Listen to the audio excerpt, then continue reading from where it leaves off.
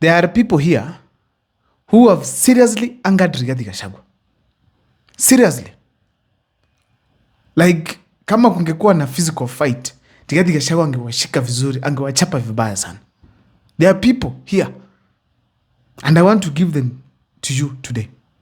But before I do so, please subscribe. Yes. Ladies and gentlemen. Number 1 in my list, it is Kindiki. Alafu mtu mwingine anakuja hapa na Kiingereza ya bure na Kiswahili, alafu anasema sijui tamu ngapi. Sio, ni uongo. Waende wasiende. Waende wasiende. Wapotee. Waende. Before I give you mine, what do you think makes Kindiki to be an enemy of Gachagua? But first of all, according to me, Kindiki is not a friend of Gachagua simply because of one simple thing. He took the job that belonged to Rigathi Gachagua. From a brotherhood perspective, he could not have taken it up. Like, say I'm the deputy president? No, he could have said, without Gachagua, no DP. Simple. No Gachagua, no government. All the leaders of Mount Kenya to say no. But now, Kindiki said, yes, sir. Was given the seat, became the deputy president of the Republic of Kenya after William had impeached Rigathi Gachagua. So that kind of a state where you take what belongs to your brother, it is what angered Rigathi Gachagua. Because just saying yes, sir, it is not enough to anger Rigathi Gachagua. Kindiki has tried as much as possible to be a gentleman. We have to admit that. Fire see fire. He has tried. And in fact, if you hate Kindiki in this country, takushanga. But I remember during the demonstrations, he was not a kind guy. He did not tame as well. He did not tame the demonstrations well, because we saw also extrajudicial killings during that time.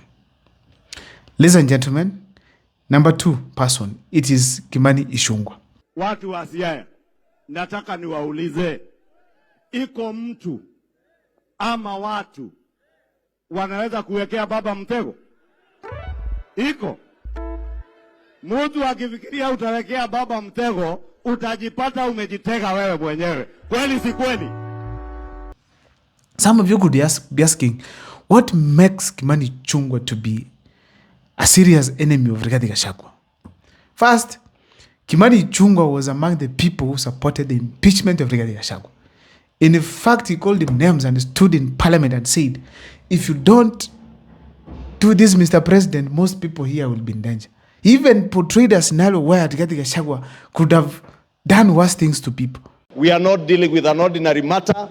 We are not dealing with an ordinary man. We are dealing with a black man with a very black heart. Order, honorable members.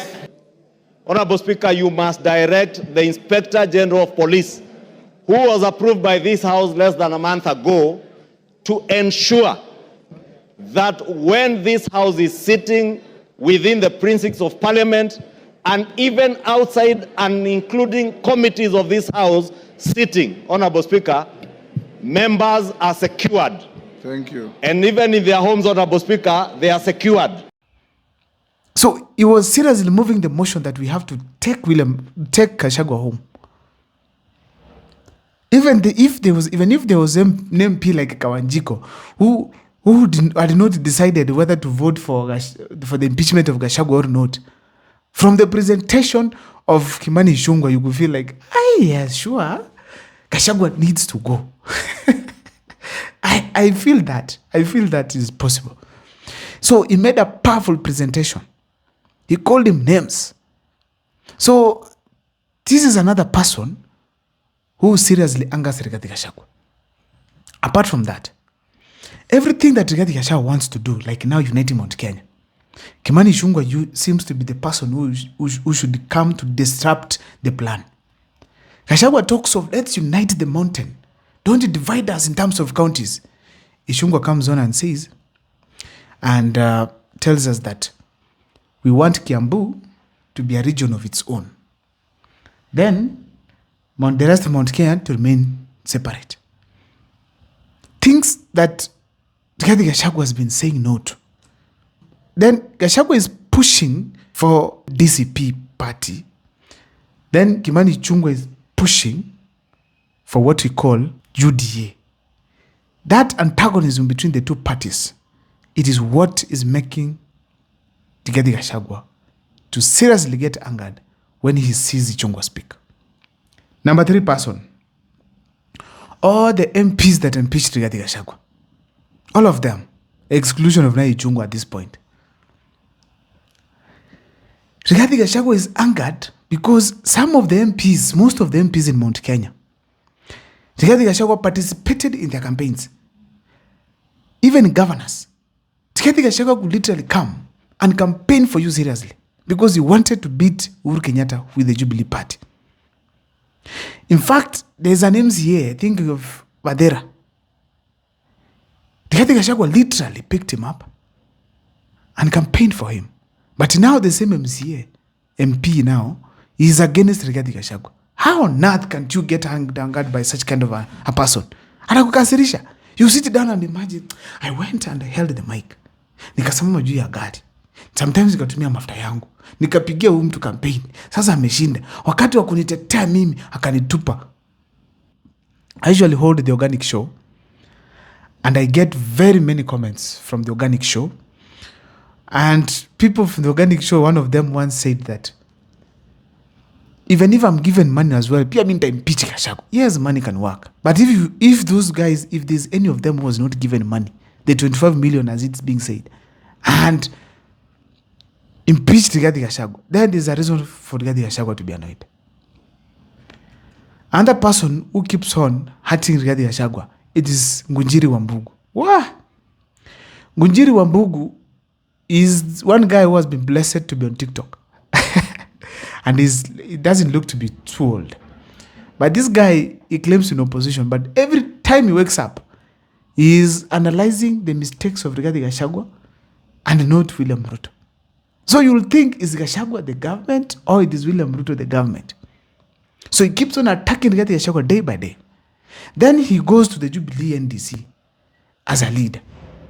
So Gachagua combines the Jubilee, combines with this guy. So eventually it becomes a big problem for Rigathi Gachagua. Kiona mtu wa Jubilee, because of people like Ngunjiri Wambugu, who keep on attacking Rigathi Gachagua right, left, and center.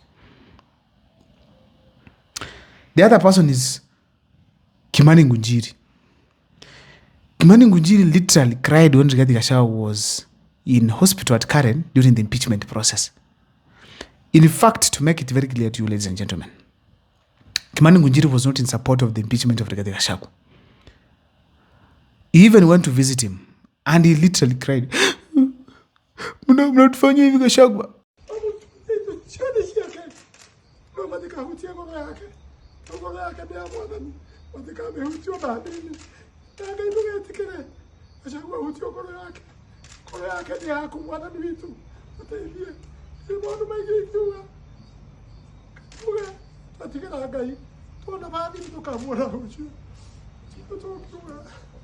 And Ghafla Binifu is now hitting Rigathi Gachagua right and center. Mimi nimekuwa mtu husika na mtu wa karibu sana kwa Gachagua sana. Wakati anaingia, mimi ndio nilikuwa mtu ya kwanza kuwa naenda kumtetea kwa deputy president. Na mimi namjua sana. Na mimi naona watu wanarukaruka hata wale wamjui. Na mimi naona watu wanarukaruka wale wanampiga, walikuwa wanampiga sana. Naona siku hiyo akiwa kwa serikali wamerudi kwake kwa sababu ya ukabila na waweza kuchagua area ile inaonekana ni ya kabila hilo. That is the fact. And let me tell you, Gachagua is a very bad insider. He's the one telling Kenyans how Rigathi Gachagua was pretending to be in the hospital. He's now telling Kenyans how Rigathi Gachagua is not a good man. He's now telling Kenyans how it is risky to have Rigathi Gachagua. The other person is Jeremiah Kioni. Jeremiah Kioni feels like Rigathi Gachagua has taken what is not theirs. What is not his, let me say that. He feels like Gachagua has taken what belongs to the Jubilee side. The mountain electorate, which is now subscribing to the DCP, it's appearing that it was now for Jubilee. But yet, Jubilee slept until Rigathi Gachagua was impeached. In fact, Jubilee slept Gachagua while in government. He got impeached. During the entire impeachment, they slept. Even after the impeachment, they slept. Now, Gachagua saw the chance and took it up. But now, whenever Kioni speaks, before Uhuru Kenyatta stopped him, you could see that they have a problem with Rigathi Gachagua. And Gachagua is like, stop doing this. What's wrong with you? Those are the few people I believe who seriously hurt Rigathi Gachagua when they do their things. I don't know what's your take, but the comment section, share with me who you think also hurts Rigathi Gachagua. My name is Abel Mukwa. Thank you so much for watching. Let's keep following Mukwa Times.